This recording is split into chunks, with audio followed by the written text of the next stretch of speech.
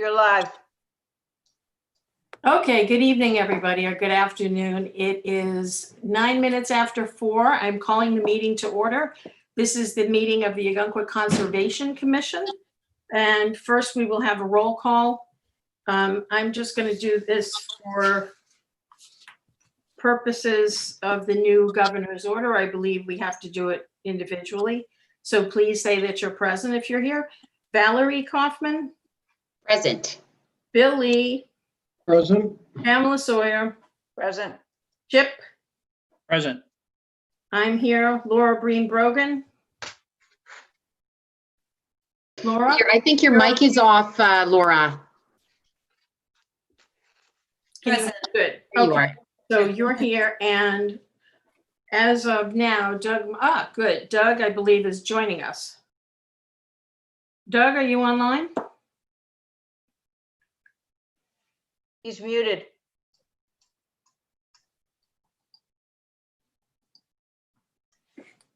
Doug, I'm just doing the call to, I'm sorry, the roll call. Are you with us?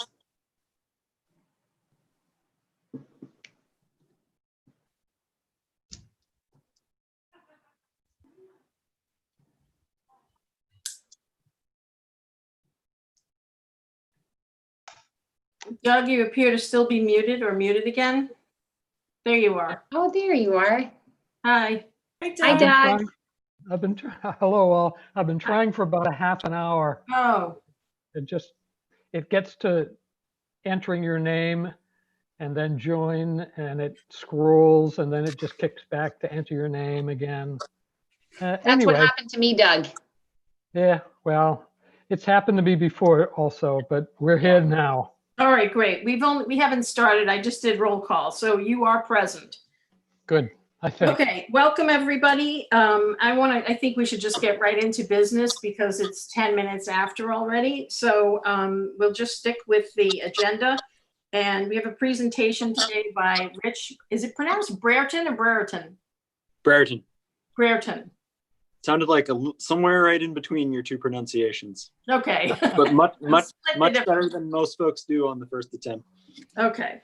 So welcome, and he's going to give us a presentation for about 20 minutes on what FB Environmental has been doing regarding the water testing and the monitoring and what the scope is coming up for the next year. And then we'll have some time at the end if people want to ask questions. And if there's anybody listening to the meeting, I don't know, but maybe we'll have time if somebody wants to call in and ask a question. All right, so I'm going to put it over to you now, Rich. Okay, thank you, Patience. And I'm going to share my screen. I've got a slideshow, and 20 minutes should be pretty good. And then I have about until 4:45 to answer questions and have discussion. And I would love to hear from the committee's perspective, the kind of feedback you have on what we've been doing, what the plan is, and how we adapt to the unique circumstances we find ourselves in for accomplishing a lot of the public-facing goals for a project like this. So I'll take you through what we've been doing with two halves of the project. And I should mention right off the bat, so FB Environmental is a private consulting company founded in 2001. I've been working on Ogunquit River related projects. This is my 4th year of involvement with this project. And the town of Ogunquit has been the essential partner in all of this work, funding and coordinating a lot of the efforts to monitor the Ogunquit River, its estuary and its freshwater portions, and to make improvements and try and resolve some persistent water quality problems. And with the help of the U.S. Environmental Protection Agency and the Maine Department of Environmental Protection, who have generously funded and coordinate a lot of this work as well. We're in phase 3 of what we call the Ogunquit River Watershed Restoration Project. It's been ongoing since 2014. And the problem that this work is addressing is impairment in the estuary. Impairment's a technical term in the Clean Water Act regulation jargon that designates a water body as federally impaired under the law, and environmental agencies and regulators are obliged by law to do something about the problem. In this case, and impairments get characterized, and the parameters of measurement get monitored, and there are a lot of different tools in the toolbox for addressing those impairments. In this case, you can see the Ogunquit River estuary here flowing in from the north. It goes from freshwater to tidal just north of where we're looking here. This is the tidal portion of the estuary flowing southward from Wells into Ogunquit, right past the Riverside Beach, and then out into the coast. And in both the freshwater portion and the estuary portion, there's a persistent presence of fecal indicator bacteria. And these bacteria are chosen because they are relatively quick and easy to measure. They're not necessarily the problem that poses a risk to public health. They can be pathogens, but they are mostly used as an indicator or a proxy to see if there is contamination in the water. And that could be a problem for primary contact recreation like swimming. It could also be a problem for fisheries like shellfish. And then there are also portions of the estuary that are also impaired for low dissolved oxygen, which is a similar and related problem, but low dissolved oxygen can happen for a wide variety of reasons, some of which are related to contamination from stormwater from the watershed. So as I mentioned, fecal indicator bacteria are kind of the tell of whether there is contamination in the water or not from wastewater, from wildlife, from lots of different sources. They're just one organism, and in estuaries, the organism of focus is Enterococci. E. coli are the organism that we use to indicate contamination from wastewater or from other sources in freshwater. But Enterococci is the one we're worried about in the Ogunquit River. So even in the freshwater portions, we measure for Enterococci. And can everyone see my cursor just fine? Mm-hmm. So I can, okay, great. Yes. All right, so the organisms that can come along with Enterococci but that are harder to find are Salmonella, other pathogenic bacteria, and then there are viruses, protozoa. Giardia and Cryptosporidium can be carried in human waste streams. They can also be carried in wildlife solid waste. So there are a wide range of organisms that can make you sick that get carried in fecal matter, and being able to manage the sources that we can and reduce the overall loading is the goal here. Not to completely eliminate all sources, because there are plenty of wildlife sources that under natural conditions wouldn't be overwhelming the system's ability to tidally flush, and wouldn't be causing the same kind of impairment or public health risk that we might see in a system that has additional loading from stormwater or from wastewater streams. So this slide is just demonstrating that those fecal indicator bacteria and all those pathogens that might be carried along with them can come from a lot of different sources. We've got wildlife on the right, and we've got dogs on the left. We've got human recreation, and we've got possible subsurface flow paths as well. This is just showing a septic system. Now, in a normal functioning septic system, there's the risk is quite low of passing any untreated wastewater on, and thus it's not likely to be a source when it's properly functioning. But septic systems are notoriously difficult to diagnose if there's a maintenance issue or a malfunction, and they do require regular maintenance, including pumping, and the recommendation is every 3 to 5 years. Though there's some disagreement about exactly how frequently modern systems need to be pumped out. The important thing is for homeowners and other people responsible for septic system maintenance to be aware of the limitations of their system and what the right maintenance regime is. So it's important to note that only some of these can be managed by our actions. We're not in the business of trying to rope off the area and keep out wildlife, but there are things that we can do to manage the things on the left side of this slide. Public health is a big reason why we should care. Beach recreation is a huge contributor to a healthy economy in Ogunquit and across the southern Maine seacoast. And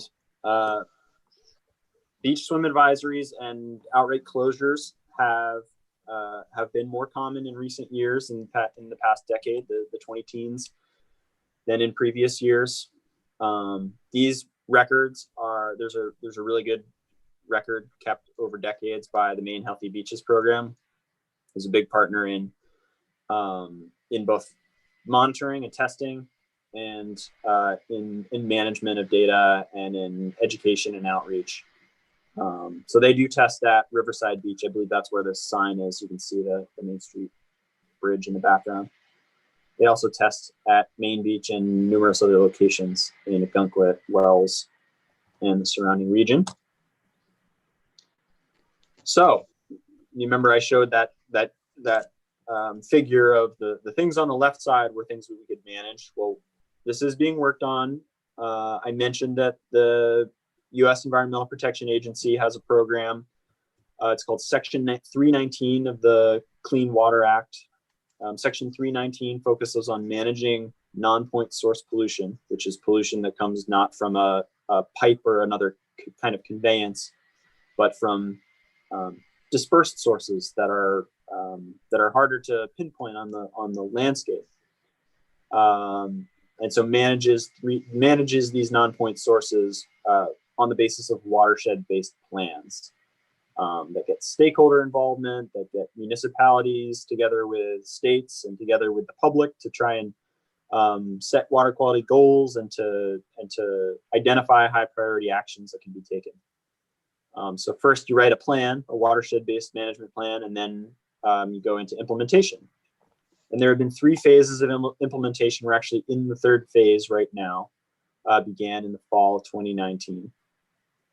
And there have been a lot of different education and outreach activities that have taken place in the previous phases. And there have been implementation of best management practices, things that can short circuit that pathway of contaminants like fecal indicator bacteria and whatever else the wastewater stream is carrying from being washed simply over pavement or other impervious surfaces and right into surface water. Making that disconnection, allowing water to infiltrate into the subsurface and then slowly trickle out and impede the flow of bacteria and other things that naturally get filtered out by the subsurface is the goal of these best management practices, or BMPs. Sorry, I know it's an alphabet soup. I'm sure some of you have heard BMPs tossed about, but it's just one of those acronyms that we learn to live with in the business of protecting water quality. So BMPs have been implemented in previous phases and are going to be in this current phase that we're in. And then you see, another essential piece of the puzzle is signage is one way that we make it visible that there are municipal ordinances or other regulatory tools for influencing people's behavior. And in this case, it's cleaning up pet waste, which is one of the big sources of fecal waste that we can prevent from ever getting into surface water by proper disposal.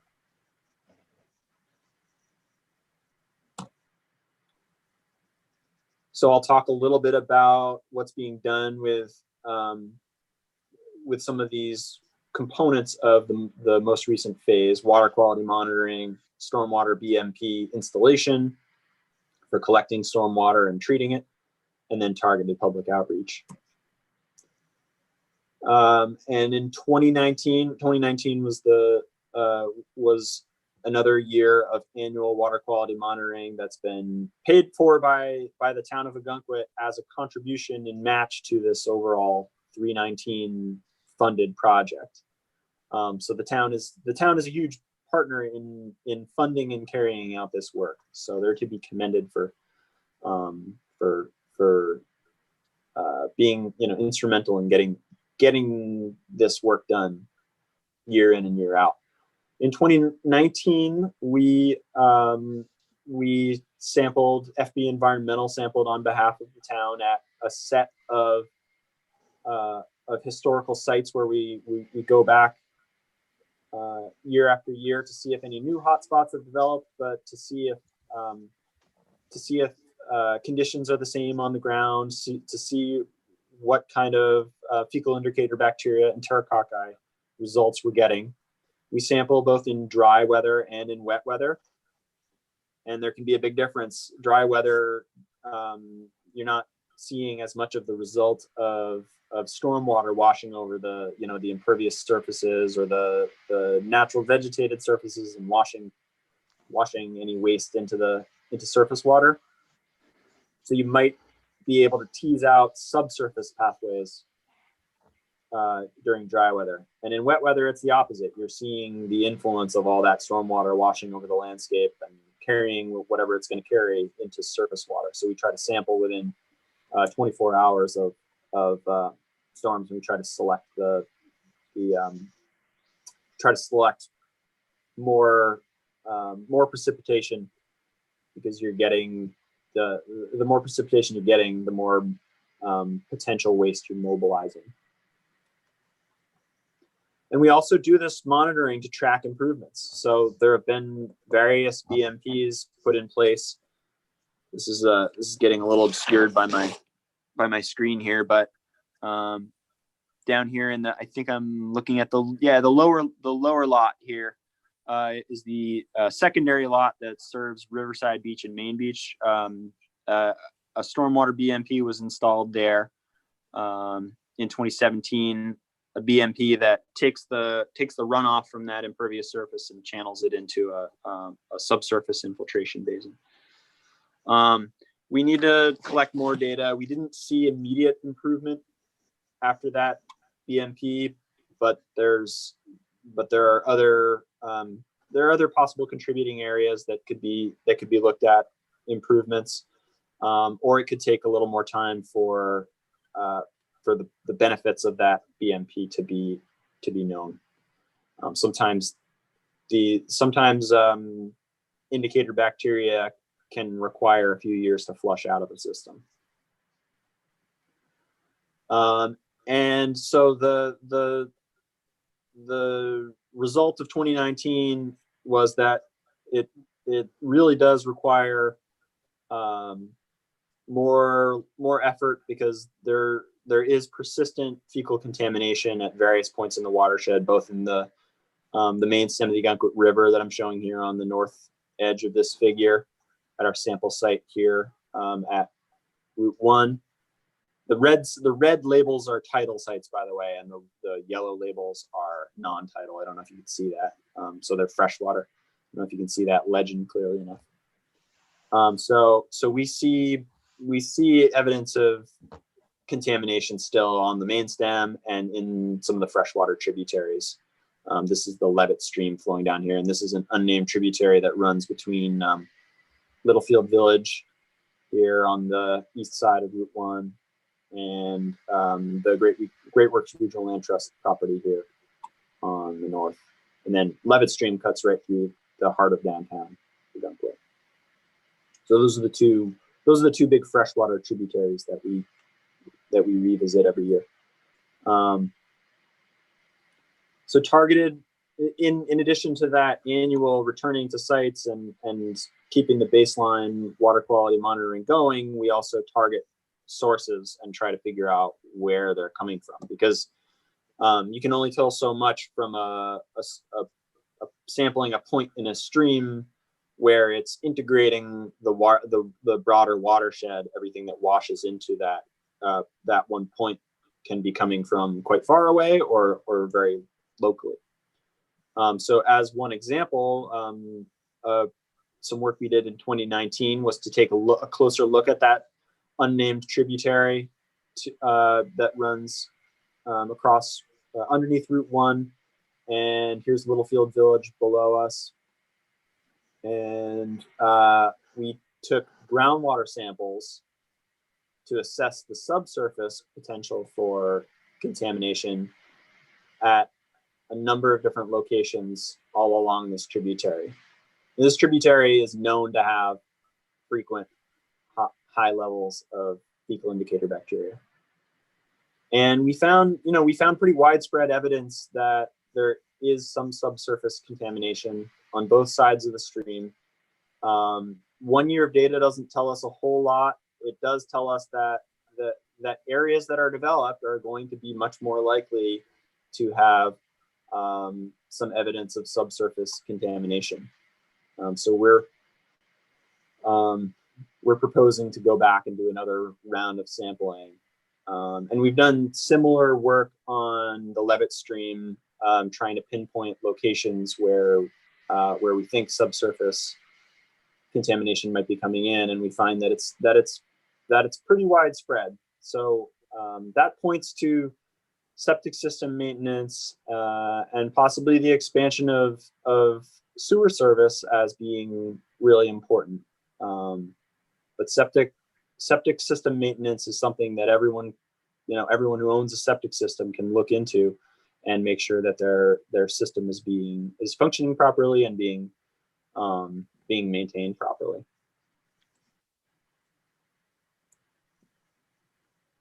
All right, so that's the monitoring piece, and then the stormwater BMP installation piece is something that's going to be addressed in this most recent round of this phase 3 of the Ogunquit River project.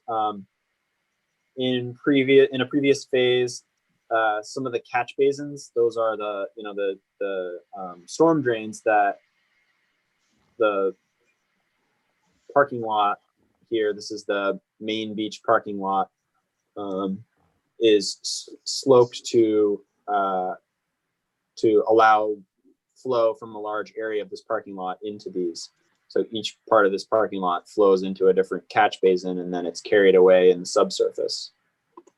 These catch basins are all linked up to the street here on Main Street, and then there is a stormwater overflow pipe just south of.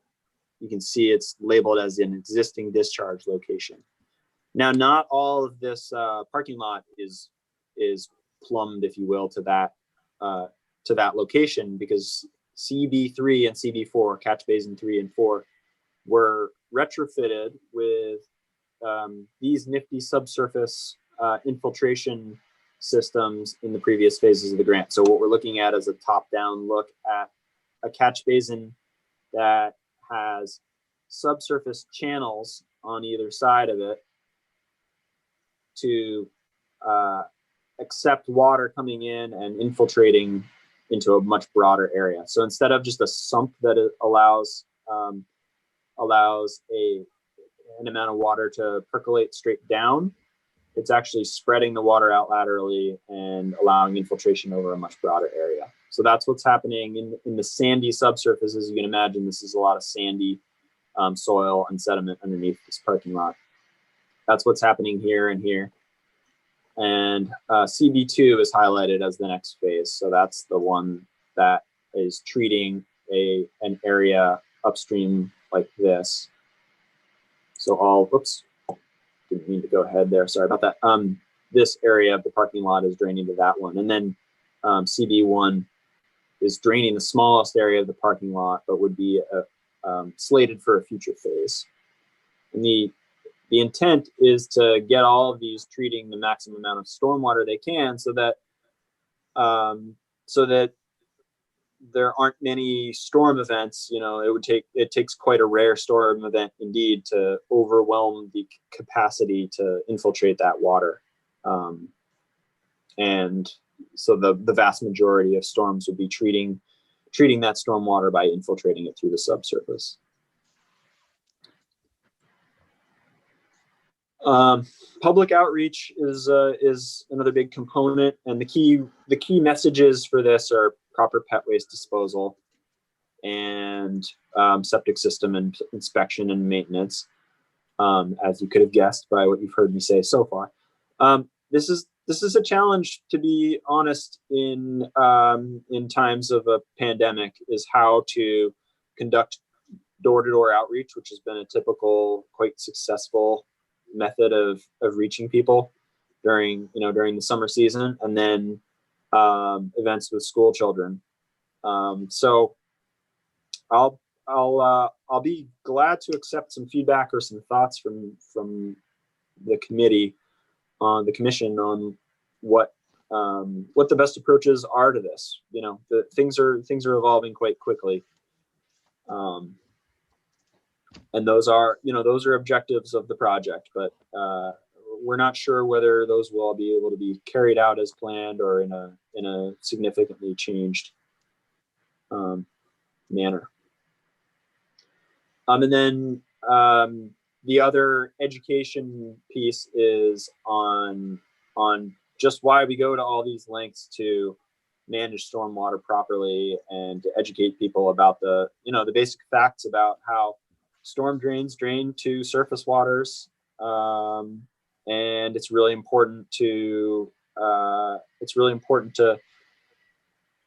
focus on what's going down those drains, spend time, money, and resources, volunteer, and manage these things properly, because they are directly connected to beautiful natural resources in a place like Ogunquit. So that is an overview of what we're doing, and I hope I haven't gone on too long, but I'm happy to entertain some discussion. I think I can go a little beyond the original 4:45 that I had planned, but I'm happy to entertain questions or general comments. Thank you, Rich. That was great. I think Pam has her hand raised. Pam? I do, Rich. I have a couple questions. In fact, you answered some of them. CB2 is the next catch basin in the parking lot, and CB1 is future phase. Is that correct? That's correct. Okay. The unnamed tributary, which runs along Littlefield Village in that area, do you know Yes. if Littlefield Village, and I think this is a question I've asked over time and I don't know the answer to it, is that septic or sewer? Are they hooked up to sewer? Sewer. Littlefield Littlefield Village. Village is sewer? Yep, all sewer. Okay, so there's no septic systems in that area. No. Okay, so the amount of E. coli or fecal material that comes down through there, or bacteria, we're not sure what the source of that would be then, correct? Correct. We've confirmed that there is still, whether it's a legacy of prior contamination or whether it's new contamination from the subsurface or from some other source, is coming from that south bank. I don't know if you can see. Yeah, I can. Yep. And we also did communicate with Great Works Regional Land Trust, and they were very responsive to checking their records and making sure that their septic system is properly maintained. So we're Great not- Works is septic They are. and not Great Works septic, not sewer, right? Yep. And I've spent a lot of time, I should be clear, I've spent a lot of time talking about septic systems, but sewer infrastructure, especially older sewer infrastructure, is subject to some of the same concerns as septic. Right. If you have Um, old sewer pipes, you can have problems too. If you have old sewer pipes or other kind of maintenance issues there are definitely ways to maintain and inspect that could alleviate any kind of concerns that there's a leak in there. So that would be one good possible follow-up, and we'd like another year of data before we can But that would before we be can at be the more cost certain. of the owner of the property, correct? Yes, it would be up to them to make sure that their system is Okay. is in compliance with with applicable regulations, and I would think that if this were brought to light, brought up to them, they would be responsive to saying, okay, well, we can definitely check our records and make sure things are functioning properly. Okay. And And that might be all that needs to be done. Okay, my last question, and then I'm done, is of all the quote unquote hot spots that you're talking about, and because they're small and I can't really see them, Yeah. which area of contamination, which area is the most contaminated area? Or were you getting the highest readings, I guess I should say, not contaminated? Well, let's see. Some of the record highest levels of contamination have come actually from that discharge site. Yeah, that I no, pointed forget out. the over the tide, above the tide. That was a owner error. What's that? You're talking about over the tide, the hotel No, that I'm ended. talking about the monitoring site that we collect samples at when there's enough rain to produce Okay. flow. It's a pipe that comes out right at Riverside Beach, and you can sometimes see a great deal of sand scouring there after a good heavy rain. So that's so one site where we get very high records. But to tell you the truth, during my tenure, there have been very high hits right here at the Ogunquit River main stem, right at Route 1. Okay. And also in Levitt Stream. So Rabbit stream. Yep. it's hard to say which is the highest, because that answer could change in any given year. And I haven't looked at the long-term, any of the long-term summary data in a little while. So I could try to come up with a more comprehensive answer to that, Pam, once I have a little time to look at it. But suffice it to say that it's not any one area that's more contaminated than another. Thank you very Rich, much. I have a much, Rich. question. And this downtown area is largely, if not all, sewer as well. Right. It is. I have a question. If you could go back to that unnamed tributary for a minute. I believe that's, the close in. Yeah, do you want to see it a little larger? okay. So west of that is the Roby's Pond. And That's right. are you testing in there also? And is some of this, I'm imagining that at least when there's a storm, that there is flow from Roby's Pond. Is that tested as well? And is there, what is the relationship between that pond and this unnamed tributary? And It's an outlet. It's an outlet to that water body. So there is persistent flow right here at the monitoring site we call OR 18-1. Mm-hmm. That site is an alternate site to this site OR Right. 18 that's at that's actually a tidal site that's at the outlet. So to sample there, we have permission to access it through Littlefield Village and walk down right at the beginning of the salt marsh. But when it's outside of that tidal window, we sample here, and we get by far higher readings here down here at the end of this. Mhm. Right, now I see But that. but we still get exceedances of the Maine Healthy Beaches guidelines here at OR 18-1, which is it's a culvert that flows right underneath Route 1. So it's a perennial stream outlet to that. Roby's Pond. So we don't collect samples west of Route 1 on that pond, but I would suspect that we'd see fewer exceedances, but that we'd still see some. Okay, thank you. Yeah, patience, it's Doug. I've got a question for Oh, Rich. yeah, please, Doug. Hi, Doug. Yeah, hi, Rich. And first of all, thank you very much for joining us this afternoon. Just for accuracy, on that northernmost testing site that you showed, that's the Ogunquit River, Route 1. Oh, sorry, I thought you were talking about the zoomed in. No, You're yeah, talking about so here. just for accuracy, unless you're testing, between 50 and 100 yards to the east of Route 1, everything that's to the west is non-tidal. So if you've got that marked as red, there's a drop in the land about 100 yards to the east of Route 1, and that's where the tidal stops. Oh. So Got you. unless you Yeah, have another test site, So then we that actually should be yellow. that should be yellow, Doug. I appreciate you pointing that out. Yep. That site is west of Route 1. Okay, yeah, that's one of our historic sites. I That's think on we private called property. it Yep. OR 6, was it? Yes, and sorry, I Yeah. apologize that that's hard to read, but that is exactly what that says, and that is a freshwater site. Yeah, that's okay. Thank you. It was just a technicality, but I thought you might want to correct it. Thank you. I have a question. Can I jump in? Yes, hi Laura. Hi, Laura. Go Hey, ahead. Rich. Nice to see you. Yes, you too. I have a question about, great presentation, by the way. Thank you. Yeah. The existing discharge location in the main beach parking lot on the riverside.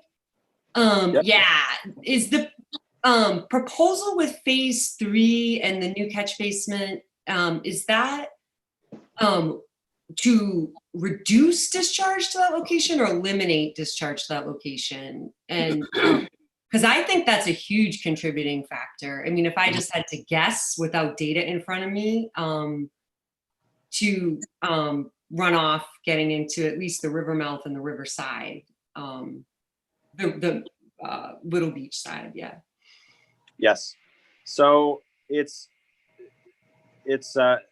there's a lot of technicalities to the engineering science of treating the stormwater, and so with apologies to our collaborators who work for ACF, which is the engineering firm that designs these things. Okay. I'm gonna attempt to explain exactly what the level of flow these things are designed to treat is, and that is what's referred to as a water quality volume. So it's a storm that's big enough to account for a certain percentage. I think it's more than 75% of all storms. So we're talking about only very large storms that will exceed the treatment capacity of these systems. And then when you have several of them in line together, it gives you an additional capacity to handle larger storms. And so the reason that they design these to not be able to handle, say, like a 100-year flood type storm or something of that magnitude is that the amount of infiltration area you'd need would just be impractical and it would be hard to fit any other infrastructure around it if it were going to be treating, say, a storm of that magnitude. But it's thought that treating a high percentage of the storms that come and go in any given year or decade is going to be enough, and put enough of these in series in draining large impervious surface areas, and eventually you will eliminate approaching all of the flow.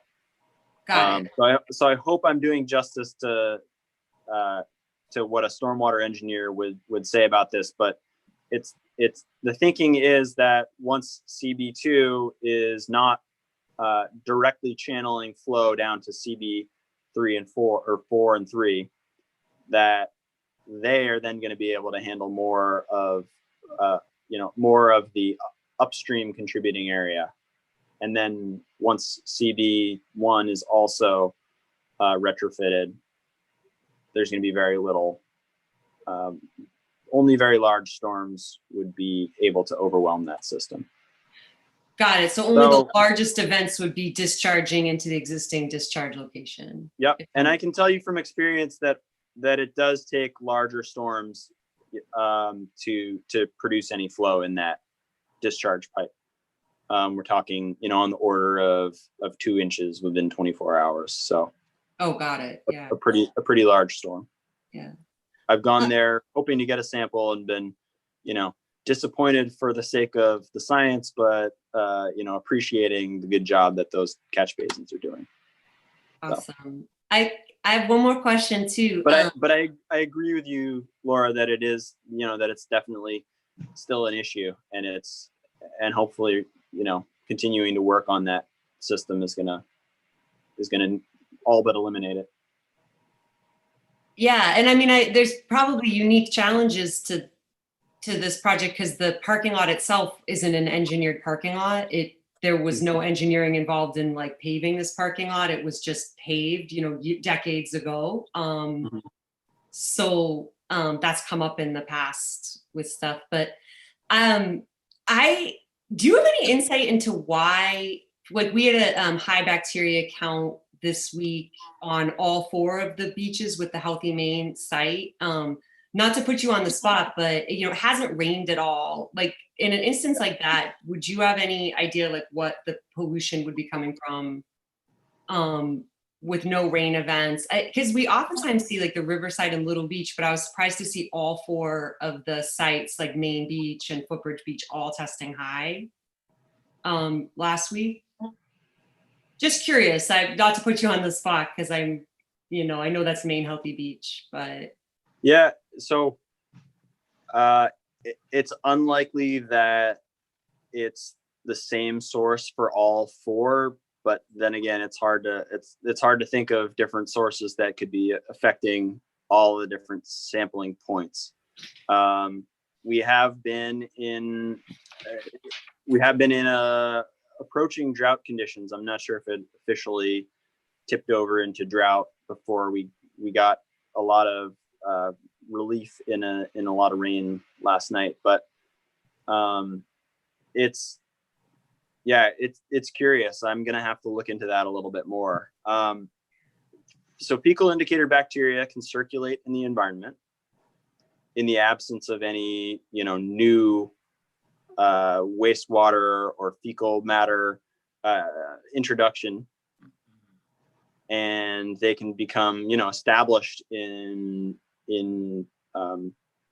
sediments and in vegetated areas, and then they can continue to even produce exceedances over time, even in the absence of new contamination. But you're not going to expect to see really sky high exceedances, on the order of 500, 1,000 colony forming units per 100 milliliters. Those, that's just the unit of parlance for E. coli and enterococci. Enterococci values of 114 are what trips the Maine Healthy Beaches exceedance guidelines. And so that's a very different situation than if you're talking 500, 1,000, 1,500 or higher.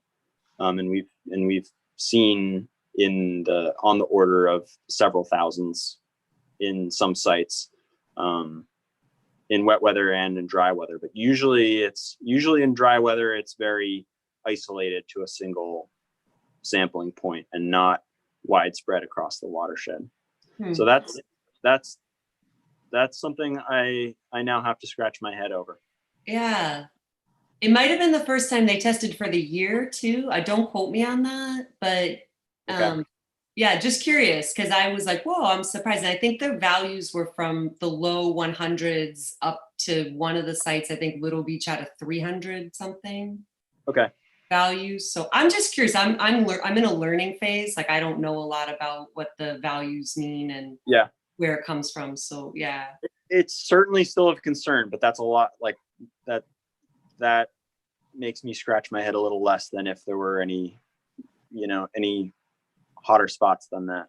Got it. Yeah. Riverside actually had numbers of like 500 plus, Oh, 900, 1500. this week, patients? Yeah, June 23rd, June 24th, June 25th. Oh, There was actually an advisory issued for Little Beach, North Beach, Main Beach on the 26th. Not the footbridge, actually. Footbridge seemed to be okay with, below the 140 or 104. Sorry. Is it 104? 114. No, okay, thank you. 114. Yep. Yeah, so, but it was the Riverside that was mostly the problem and Little Beach, which of course, the flow goes on that side. I mean, some people say that's brackish water there. But I was surprised too. I mean, I just went and checked. I hadn't heard about it. May I they ask had you it posted. something? It was posted at Little Beach. Yeah. Right. Yeah. And I, just randomly looking at the other beaches up the coast, the only other place I noticed that had an issue was Gooch's Beach in Kennebunk. But everybody else seemed to be well within. I think it was Goose Rocks in Kennebunk where the river comes out. I could be wrong, but I don't know, when on the website it was Yeah. Gooch's. oh, Rich, I have a question. Based on those high numbers, we've not had a lot of people on the beaches, but we've had a large preponderance of seagulls and birds and stuff, more so than we've ever had because we don't have a lot of people. And could that contribute at all to that? And we've had like lots of loons on the riverside, and we've even had swans. It's pretty consistent with reports of bears coming into Portland, and just a lot higher wildlife activity in the absence of people out and about, and that could be contributing, Pam. But the levels that I'm hearing, I would expect it to be contributing at lower levels, but to be contributing to that degree of a hotspot, I'm skeptical. But because I know there's hotels aren't open, or they're only open at a very small capacity, if at all. Restaurants, are a small capacity, so you don't have the influx of people and the businesses and retail and lodging. So in that way, I'm not phrasing this to be glib or anything, but it's kind of an experiment to see what happens when the tourism economy and the influx of people decreases significantly. So wait till next year. Yeah. Wait till next year. This is an important year to keep doing the science and to be seeing whether things change, whether there's an improvement or whether there's a lack. Either way, it's certainly going to be a powerful learning opportunity. Thank you. Excuse me, Rich? Yes. Bill Lee here. I had a question. First, I want to thank you for a well-organized professional presentation. You bet. I noticed on one of the short lists, dogs were mentioned, of course, and it's hard to differentiate things here oftentimes, I know. I believe there is a test that would enable one to tease out the contributions or potential contributions of dogs. Yes. Is that something you think ought to put on the table, or? Yes, I'll say that it has been done. It was before my tenure on the project, and that there was. I wish that I had pulled up that figure, but it was done in the watershed in, I believe, 2014, and there was a wide finding that. So this is DNA studies Right. of fecal material, and the dog signature was widespread, much more so than the human signature, which was only found at, I believe, one site within the Levitt Stream watershed, and the most widespread signature was from wildlife, which can be. Yes. It can be. I think it can be broken down into bird and mammal, but Right. not any further than that. But I think the test that I'm referring to was able to tease out something like 11 genetic markers that were attributable to canines. Yeah. So, okay. Well, it's certainly something to consider to take advantage of some of the the technological advances that have happened just in the past Sure. 6 or 7 years. Right. Well, that way, I think, and your point is very well taken about establishing some baseline information here, given the current extreme circumstances, sort of a control, so to speak. But yeah, I think the dog has always been a question mark, and depending on whether or not we could get more precise information, it would at least give us an idea of where to focus certain resources. Yes. Well, thank you. Thanks. Thank you, Anybody Bill. else have questions?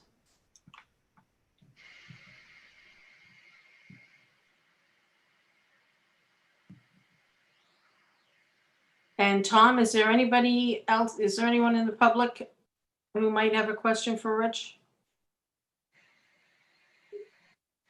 Tom Orlando, are you there? Yeah, I'm looking there. Currently nothing in the chat and no hands raised right now. Okay, thank you. Yep. Rich, thank you very much. I was wondering, will you be willing to come back maybe and give us an update from time to time? I'd be delighted. That'd be great. And doing this patience, meeting- I will mention that as a follow-up step, I'd like to distribute the 2019 annual monitoring report to the commission members. And if you would like to have any follow-up discussion once you have a chance to look at that, feel free to continue this on email. Yeah, that would be great. Thank you. Thank you, Rich. Thanks, Rich. Yes, Thank thank you. you very much. Thanks. Thank you very much. Good Appreciate to it. see and meet all of you. Thank you, Rich. You too. Bye-bye.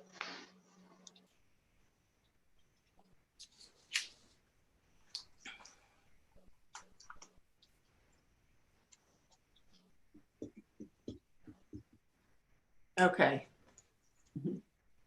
Who do we still have here? I'm sorry. We have Bill Lee, you're here by audio only? That's me. I'm here Okay. though. All right, great. That was great.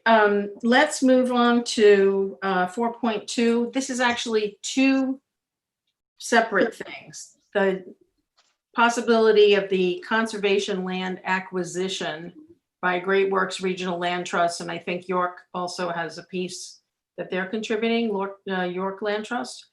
And then also the ordinance that pertains to the Conservation Commission and what we are meant to go to the select board with anytime we make a recommendation.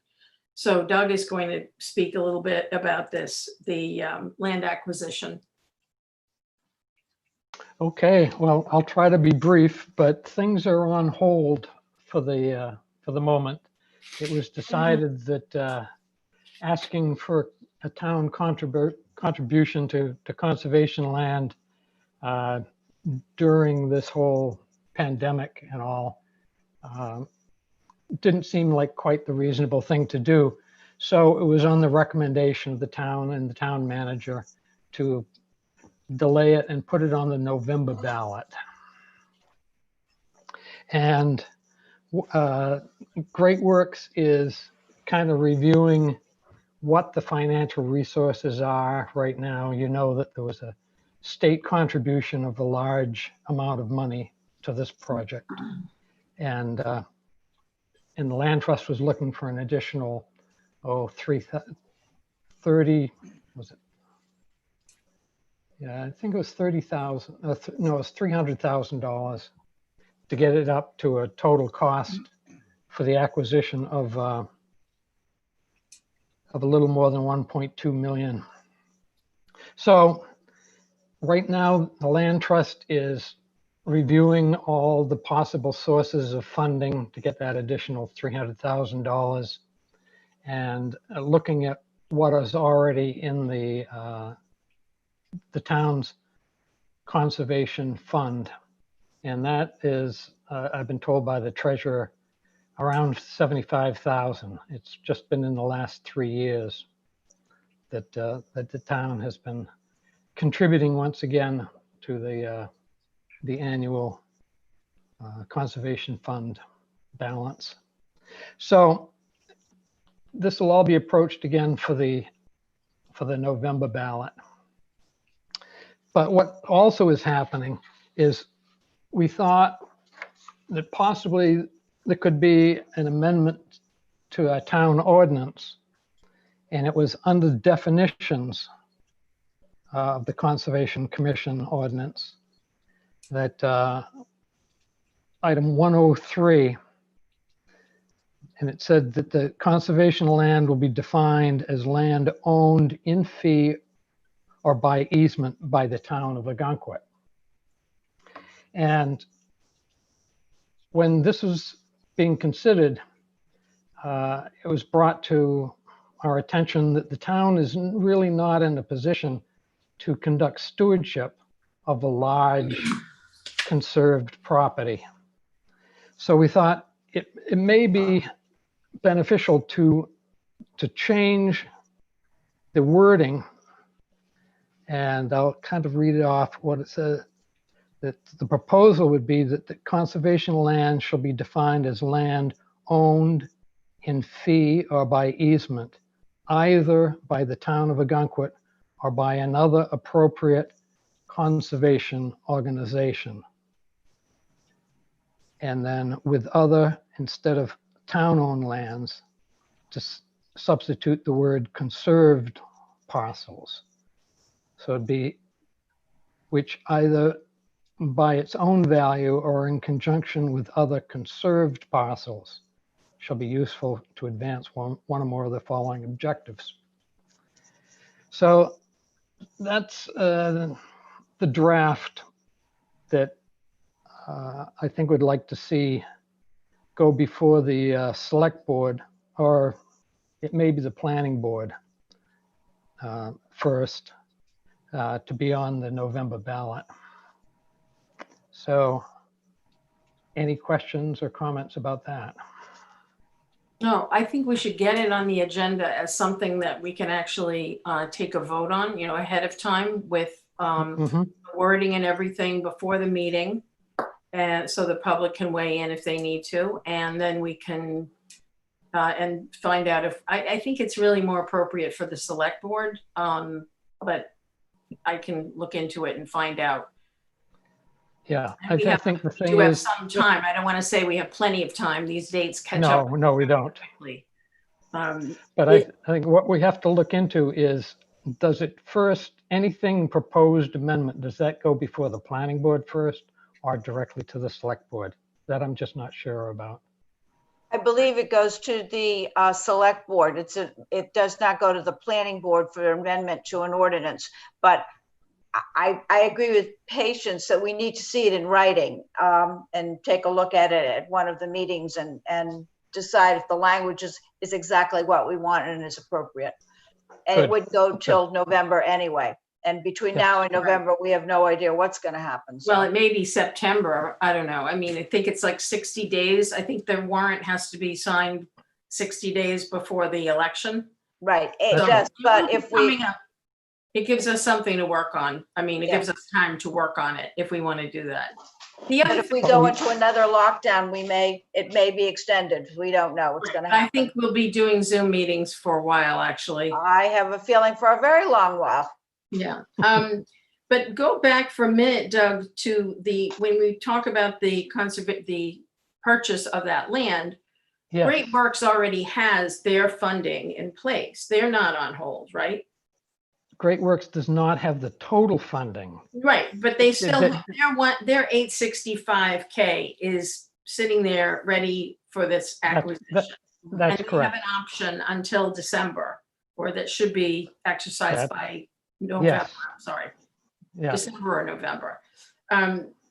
You know, we didn't really discuss this and vote on it, and I think one of the reasons was we never properly put it on the agenda, or also because of what this ordinance says, and you had mentioned a few times how, you can't really be recommending something that's not meant to be property of the town. Mhm. But I do think it's important to keep a discussion going about this and, learn more about it. And I think you had some examples also of land that the town had contributed to that was not held in fee by the town. It was held and- by another group, I think, also Great Well, Works, or somebody else. yeah. The most, well, the closest property that I can think of is Beach Plum Farm.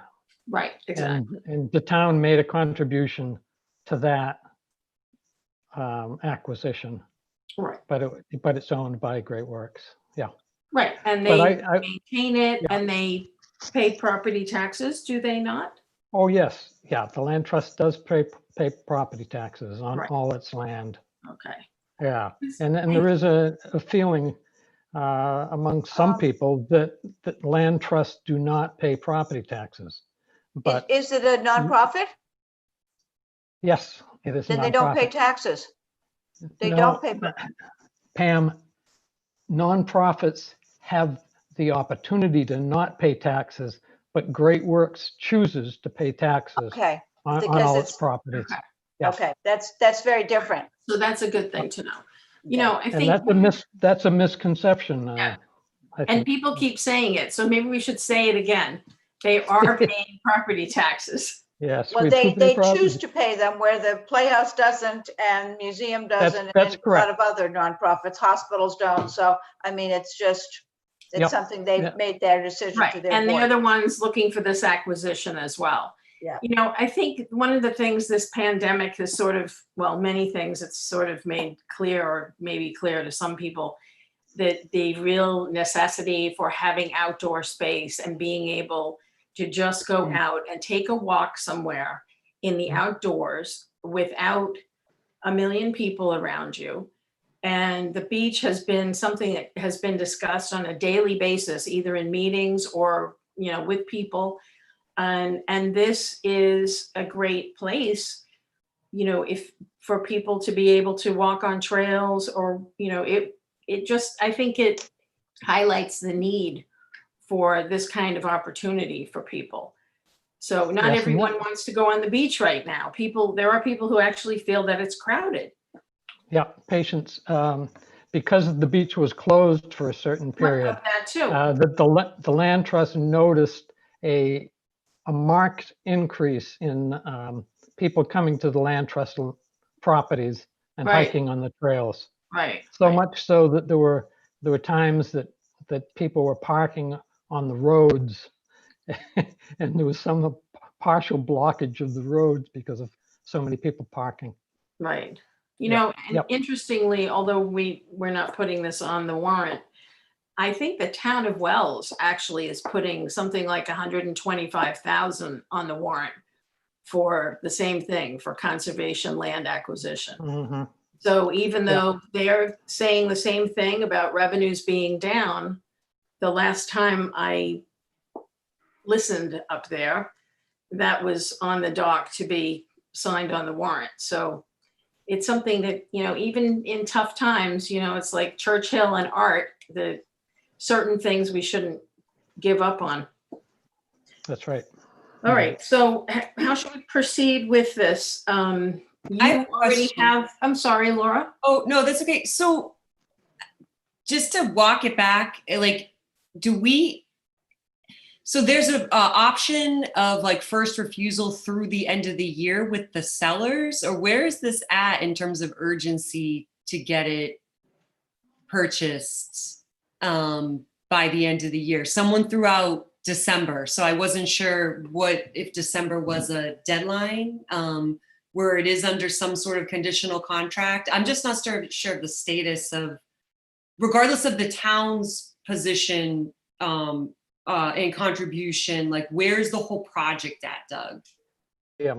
Well, I don't know the definitive answer to that. I've also asked people that are working on the project if the sellers are flexible enough to extend beyond the December deadline because of the pandemic. And they thought they might be, but there was nothing definitive yet on that. Because for me, like, as I live out here by Hilton Wind Farm Trails, and there was a huge increase over during the quarantine times of people using the trails, and I definitely thought about this land acquisition a lot when I was out there. Like, man, I mean, this is needed, and so if it's not going to happen through Town of Ogunquit channels, like, I want to see what can happen on the private fundraising end, because I mean, we cannot let this get away. I mean, we cannot let this get away. This is just a beautiful opportunity, for this and whole I'm sure area. I'm sure the Land Trust is looking into other possibilities for funding. Okay. But the most obvious source right now was the Town of Ogunquit, because it would be such an asset to the town as well as the region. Absolutely. So, all right. Pam? And Pam, that- excuse me. Sorry, Doug. I was going to say, so this would not be able to be voted on until November, correct? Am I correct? That's correct. Yeah. Okay. And it would have to go on the warrant, and the select board would have to do it, and the budget review committee would have to approve it all to get on the warrant. All of that. Yeah. And that's why we have to do it fairly soon. Yes. Yeah. Right. Yeah. Will there be a presentation at a select board meeting for this? We To could have a promote this? presentation at this meeting. In fact, at our February meeting, or there was a meeting, someone was meant to come from Great Works. Was It it was at the select board Ken- meeting. Ken Smith? Mhm. Yeah, so I can ask and see if he can come and make a presentation at one of our meetings. Yeah, that would be the most appropriate. Yeah.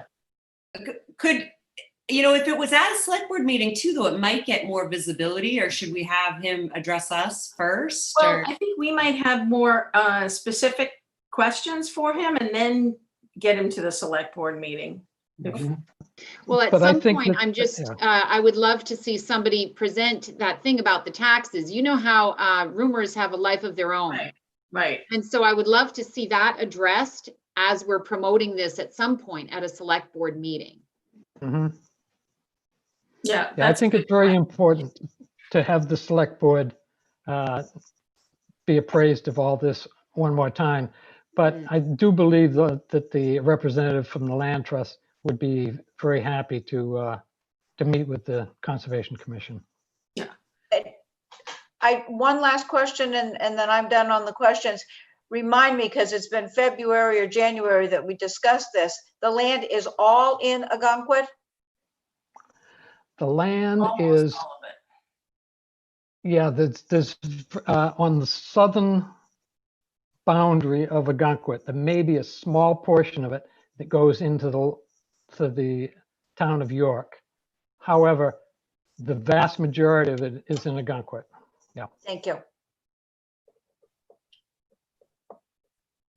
I thought I had another question. Okay. All right. Anybody else want to say anything about the land acquisition or the ordinance? So we'll get some language to talk about, and I'll also contact Tim Smith. Okay, let's go to 4.3.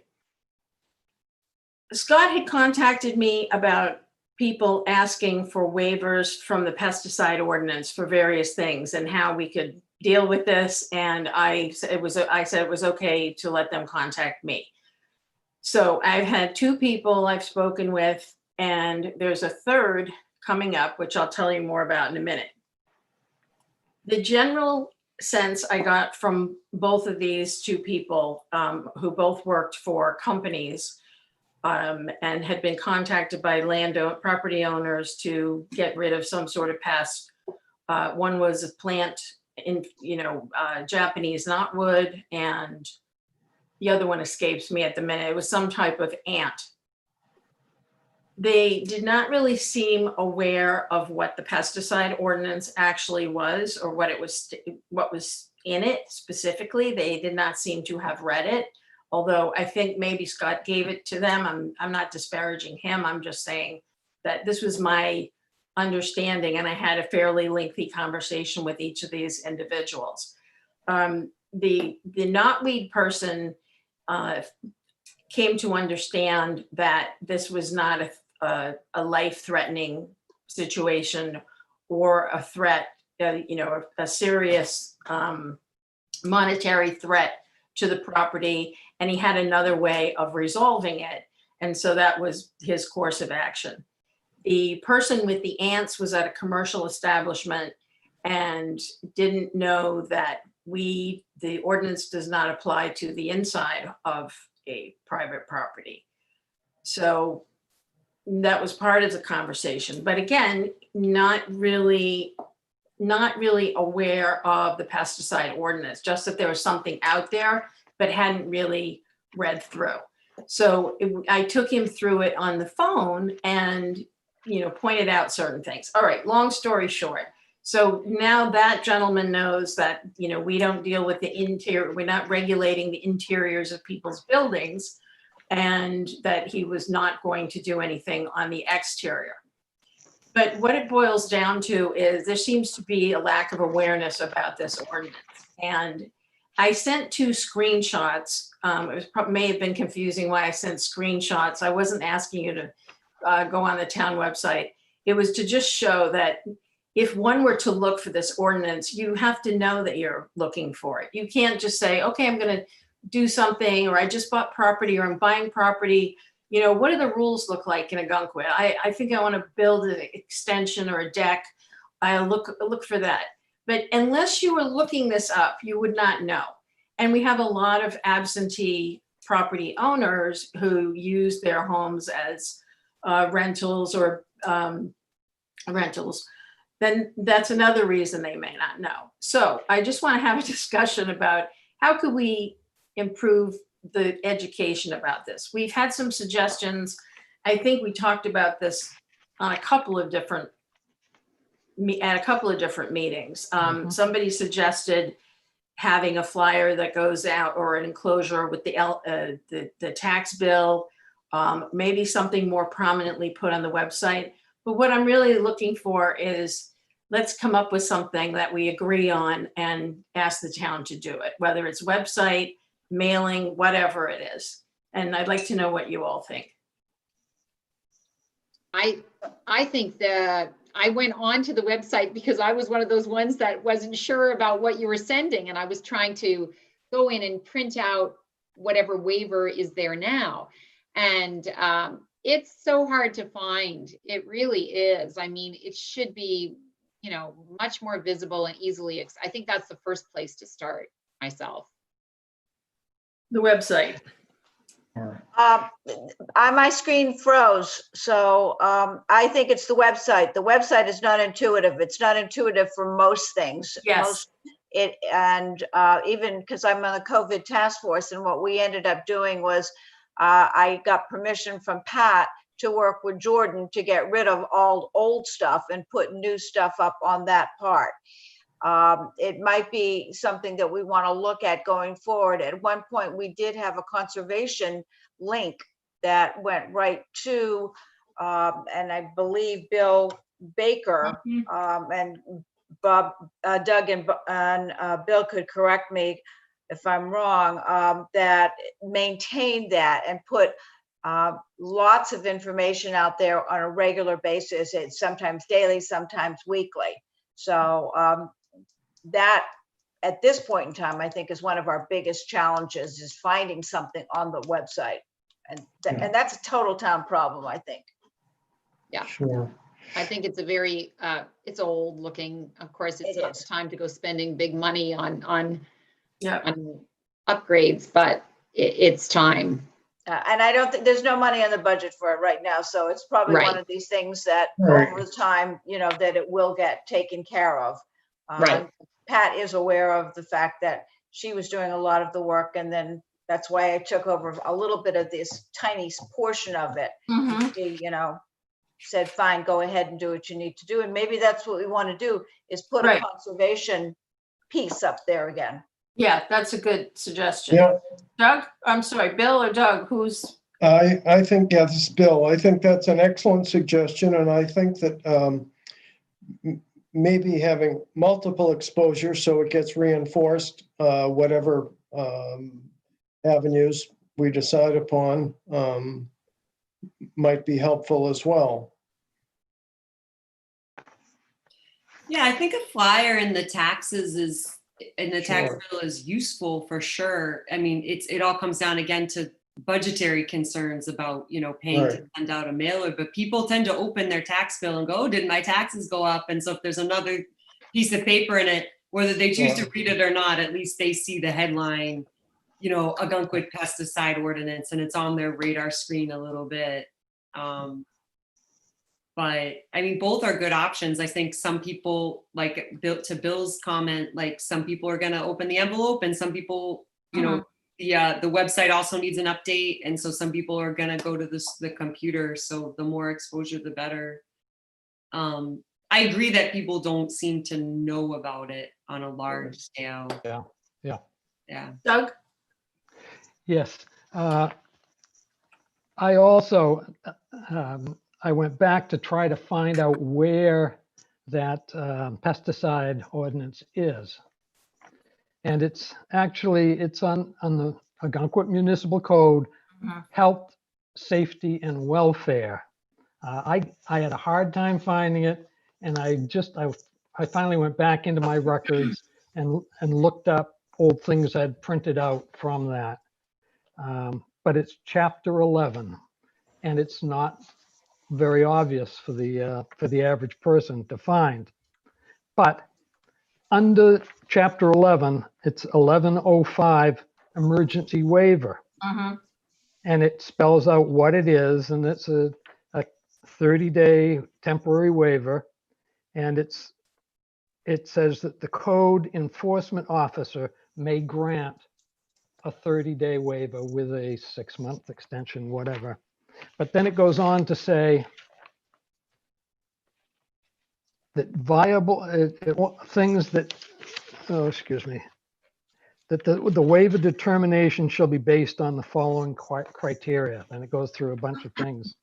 And it says, when viable alternatives consistent with this article do not exist, the select board shall request the Conservation Commission to review any waiver requests made under this section and recommend a course of action. So these people, it should be going first to the code enforcement officer.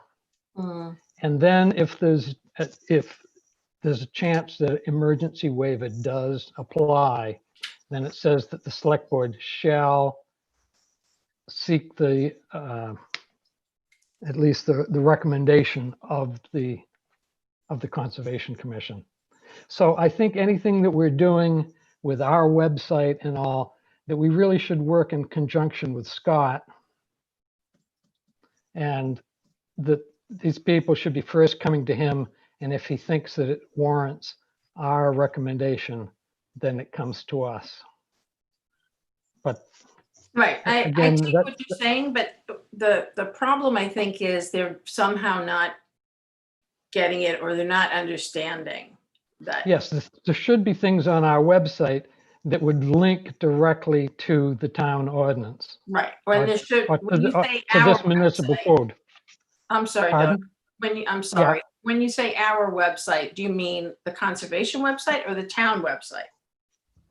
The Conservation Commission's website should link directly to the town's website to direct people to this Right, municipal code for health, safety, and welfare.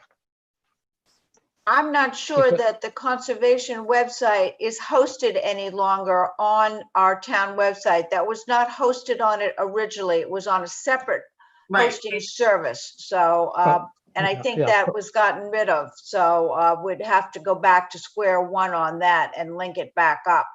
well, it is being hosted again. We are is paying being- for hosting now. Okay. It's not through the town. I don't know if it was ever through the town. It was some sort of arrangement through the chamber, actually. Yeah, And I know it that- was definitely wasn't through the town that we Right. pay, And that actually paid for arrangement- hosting. That arrangement is over now, so we're paying for it ourselves. So Yeah. I can work on that, or I can contact that person. That should be one of the things coming up, that we do something with our own website. But what about the town having the ordinance more prominently put somewhere, either in the land use section, or just so when people are looking, if you look at those two screenshots for applications, it just, as you said, as you noticed, those of you who looked, you just, unless you know what you're looking for, you don't find it. That's right. It's Pam again. I'm sorry to interrupt because I can't raise my hand, so you Right. don't know that I'm saying anything.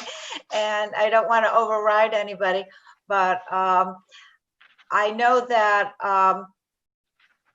I shouldn't say no. I believe that most of the landscaping people that work here in Ogunquit are aware of that ordinance, and which is a good thing. So it's that part of the education. I actually know this because my neighbor wanted to do something and they said, no, we can't do that because we have to go through the town to do something. And so, which was a good thing for that. So Person I spoke to, if he was aware, it was, there was a little bit of the, oh, I just need to get a waiver type thing. It wasn't, I don't know how to put it. It was as if the waiver was a simple formality that you just go in and get. So I felt from these conversations that the meaning of the pesticide ordinance was somewhat not, it was lost somehow. And that's why I had a longer conversation with these people about the ordinance itself, and you know, and how it protects the watershed, and there was an overwhelming approval by the voters and the importance of it, and how we were really the first, or maybe the second, because the first time it didn't go through the right way, but and how the homeowners, you know, should be happy to know they're doing, I didn't use the word happy, but they will know that they're doing their part and they're participating in this greater good that's for everyone, and the importance of the watershed, and not just for the beauty and the enjoyment, but of course, everybody here always thinks of the economic impact. And now we know what can happen if we don't have all of those things online all the time, working and open to people. So I didn't get pushback from either of these people. They were engaged and they were talking to me about it. It wasn't as if they wanted to just say, you know, I really got to do it. I really felt that there was an engagement there, but that somehow this is getting missed in the way we're doing it. So I'm wondering, ultimately, aside from just getting this ordinance in a more logical place on the website where people will see it, how maybe we could think ahead about ways of getting the word out there again in a more engaging manner, just, down the road, if you think about that. Anyway, that's all I have to say about that. But so do you support it? Should we recommend that we're going to ask that this be put in a more prominent place on the town website somehow? And I I'll think talk that to- I agree 100%, but you're gonna have to tell them where you want it. Yeah, I'll have a discussion and come up with something. Yeah, because Jordan will easily Yeah. put it someplace No, wherever you no, want. I will Yeah. figure something. Chip? Yeah, I agree with everybody about, putting that in with the tax bills. Absolutely. Upgrading the website, but I think the most important thing would be to add it into the code enforcement. So, I mean, because when you need something with your property, your building, whatever you're doing, you always go to code enforcement, the Right. code office. So if we could get something in, 3 ways of doing it, I think that would cover all, everything that way, if somebody was looking for it, if they saw it in their tax bill and then they decided they needed it later, they didn't think about it. But then if the website was updated, that'd be wonderful. And then, if they're going to do something on their property, hopefully they think about it and call code enforcement and then, or look in their part of their website. So I think three out of the things, if we did all 3 of those, I think people would be, soon, they might hit base on one of them. Right. I mean, and the other thing was, if there's only so many companies that are here in Ogunquit, maybe we could figure out from Scott who's applied for these from companies, and maybe send them, an email out and say, hey, these are the rules. Here's the ordinance, file it. And if you have a problem, then, cut them off at the pass before they start asking questions.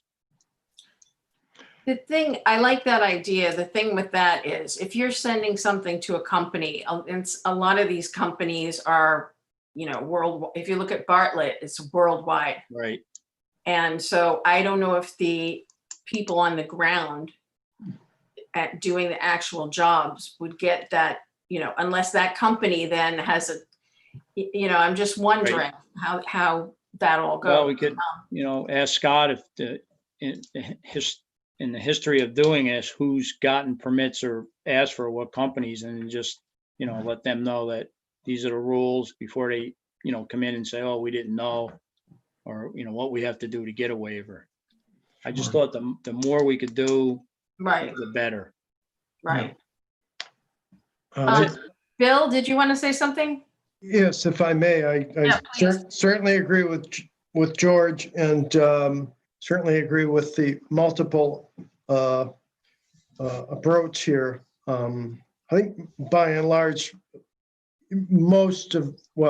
all of the major landscape people are well aware of it. I think we've only had a couple of people even inquire about a waiver up until very recent times, but I think oftentimes what gets lost in the conversation, people say, well, pesticide ordinance, this isn't allowed. And I think it's really important to frame the conversation in terms of it's a healthcare issue too. It's not just an ecosystem. It is an ecosystem issue, but we're part of that. And I think this is an important time to be emphasizing such things because, we're very vulnerable in ways we never imagined up until recently. So, and I think people are much more concerned maybe. So I hope that can also be brought into the conversation somehow. Right, that is important. And when I focused on that initial threshold of the threat to human, when I had that conversation very directly after going through the ordinance itself with the one person, and I mentioned the threat to human life, he immediately, no, it's not like that. And it's sort of that statement alone makes people think maybe what you just said, like right now, more than ever, is it a threat to human life? Right. So- I think there's a misconception that just because something can be purchased and because something could be applied by a quote licensed applicator that it's safe, couldn't be further from the truth. So, Right. well, thank you. Okay, anybody else? Yeah, patience. Yes. Yeah, I agree with all that was said. But I think what needs to be done is before an applicant ever talks to the Conservation Commission, they should be made aware somehow of what the existing ordinance is, and they should be familiar with it. So you can talk on sort of on a common ground and you don't have to deal with opinions as much. So I think that we really do need to have Scott involved with this because it has to go, the application for a waiver has to go to the code office. Right, then the but code it office- did go to him, and that's what I'm saying. Somehow there's a disconnect because but they're people- not people- aware of the level of what it is. They're saying things like, I was told I need to just get a waiver from you. And I asked if they had read the ordinance. So there's something going on. Maybe he gave it to them, but when they But hear they didn't- waiver, they just jump to that. Okay, where do I get that? Yeah, but it's very clearly stated that it is an emergency waiver. Right. And that's the part that they need to be familiar with. Yeah, yeah. Patience, did these people directly come to you or did they come No, from they- Scott to you? No, I thought I said that at the beginning. Scott asked me, he said he had, a couple of people had come to him Okay, and, what should we do? And So- would I be willing to talk to them? And I said, yes. so maybe that's where we start with Scott. Scott sends them out, the ordinance and says, and if at that time, just say, here's the ordinance, if you have any questions, get back to me. Because that's Scott's job. Right, but Mhm. that's not what happens in real life. I mean, maybe it's like when you tell somebody, you can only have a deck that's 500 square feet. And then they go and build one that's 700 square feet. And then Scott makes them take it down. Well, it wouldn't be Scott who makes take it down. He'll have to tell, I don't know. I don't want to get into that right now. The planning board and Scott and everything they have to do. But there's a disconnect somehow with the public. And, look at the COVID information. Everybody thinks they know. And it's different for everybody. People they read things differently. They don't absorb all the information, or they read one thing and they see it differently than the guy across the street. So I'm just saying that, you have to identify that there is this, I don't know, maybe it won't matter if they're only 4 a year, but I suspect there may be more. Yeah. And so anyway, I just wanted let me see if this helps a little bit and what else we can do. And I'll talk to him also. But the other thing is, maybe he's very busy also with this whole thing and people, reconfiguring their restaurants and who knows with tents going up and everything else. I don't know how, these were lengthy conversations. I think I must have spent 25 minutes talking to one person about this, and if you're the code enforcement officer, I don't know how many 25-minute conversations you can have just on the one thing. Like somebody's building a house. How long, if at that rate, they'd be in there for 3 days nonstop. So, but I agree. And so maybe, I'll talk to him about it also. Maybe there's a way to get his office more engaged with the education part of it, whether it's a poster or something, just something that people see, and so that he doesn't have to take them through step by step, and that they would actually read it and try to have some level of understanding. Patience. Yeah. I think that's an excellent point. I think the form that Pam and I spent a fair amount of time working on, the proposed form, would address a lot of those questions. And take some of that burden actually off of Scott, because certain hurdles or thresholds would have to be met in that application. Okay, well, that's a great point. And so unless anyone wants to say anything else about this, let's go to the waiver. Let's go to the next section. Yeah. Okay, so section 4.4 on the agenda, I wanted to get back to that waiver that Bill and Pam were working on. And Pam, I know you sent an email right before the meeting. I did. What I sent was the last version that Bill had identified some areas that he felt needed to be in the application. I added them into the application, then Bill signed off on them on the application. So they're all in there now. They may be consolidated under one section as opposed to multiple sections, but each line item, I'm of the belief that if you have 3 or 4 pages of an application, nobody's going to fill it out. So you want to have them fill out succinctly as much information as you possibly can get. And one of the things that Bill felt, and I agreed with him, is that the applicant must sign it too, because originally we didn't have that in there. So I think when I went back and The looked at property owner must sign it. Yeah. the final, when I look back to the final version and looked at Bill's comments, they're all in there now. So, Okay. All right. I just want to say one thing for anybody who may be watching this meeting or watching it later, that this document that we're looking at right now will be available after the meeting, linked through the town website. And I would have included it, but it was, I didn't have it in time, which is not your fault. But just so people know in case they're listening.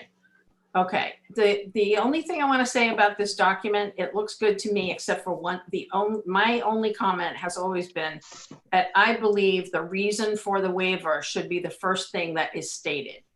there actually was, this was page 2. This was the actual application. There was, and I didn't send it out, there was a, that had been agreed to by the committee, why one needs to fill out an application that I can send to everybody later. You don't have it. Oh, the one I have, you mean you sent it today? No, the one you have today is just the application. This is a 2-page okay. document. The first page of this would attach to this would be why you need a emergency waiver application. Okay, when you said 2-page, mine, the piece I had is 2 pages. So there's another page. Yeah, well, you have 2, when you print this out, the actual application has 2 pages. Right. Side 1 and sides 2.